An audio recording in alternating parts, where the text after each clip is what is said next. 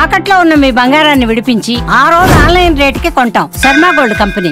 మాడు పగిలే ఎండలు బయటకు రావాలంటే భయం. ఉదయం 8 గంటల నుంచి భానుడి ప్రతాపంతో జనం ఉక్కిరి బిక్కిరవుతున్నారు. ఇదంతా ఉదయం మధ్యాహ్నం పూట జనాల పరిస్థితి. కట్టేస్తే సాయంత్రానికి వర్షం, గాలులు, మెరుపులు, పిడుగులు. ఇలా ఒకవైపు ఎండలు, మరోవైపు వర్షాలతో తెలుగు రాష్ట్రాల్లో వాతావరణం డిఫరెంట్ గా ఉంటుంది. గత వారం రోజులుగా ఎండలతో పాటు తెలుగు రాష్ట్రాల్లో వర్షాలు కురుస్తూనే ఉన్నాయి.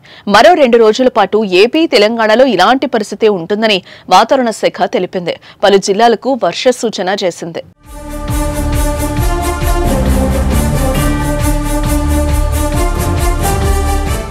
తెలంగాణలో హైదరాబాద్, రంగారెడ్డి జిల్లాలతో పాటు సిద్దిపేట, హనుమకొండ, వరంగల్, జనగామ, మహబూబ్ నగర్, యాదాద్రి, నల్గొండ, సూర్యాపేట, ఖమ్మం, నాగర్ కర్నూలు జిల్లాలతో తేలికపాటి నుంచి మోస్తరు వర్షాలు కురుస్తాయని వాతావరణ శాఖ తెలిపింది. ఈ జిల్లాల్లో గంటకు 40 కిలోమీటర్ల వేగంతో ఈదురుగాలులు వీచే అవకాశం ఉందని వివరించింది. అలాగే కొన్ని ప్రాంతాల్లో ఉరుములు, మెరుపులతో కూడిన భారీ వర్షాలు కురుస్తాయని, వ్యవసాయ పొలాలకు వెళ్లే రైతులు, ప్రజలు అప్రమత్తంగా ఉండాలని అధికారులు అలర్ట్ జారీ చేశారు. అలాగే ఏప్రిల్ 12వ తేదీ నుంచి రాష్ట్రంలోని ఉష్ణోగ్రతలు మరింతగా పెరిగే అవకాశం ఉన్నట్లు హెచ్చరికలు జారీ చేసింది.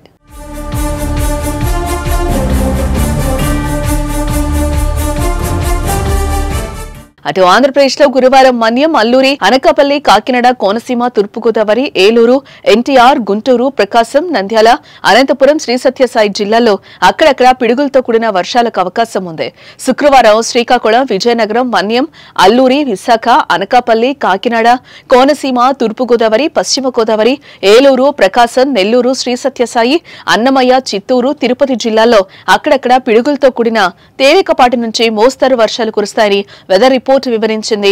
ఆంధ్రప్రదేశ్లో 17 మండలాల్లో గురువారం వడగాలుల ప్రభావం చూపే అవకాశం ఉన్నట్లు విపత్తుల నిర్వహణ సంస్థ మేనేజింగ్ డైరెక్టర్ రోణంకి కూర్మనాథ్ తెలిపారు.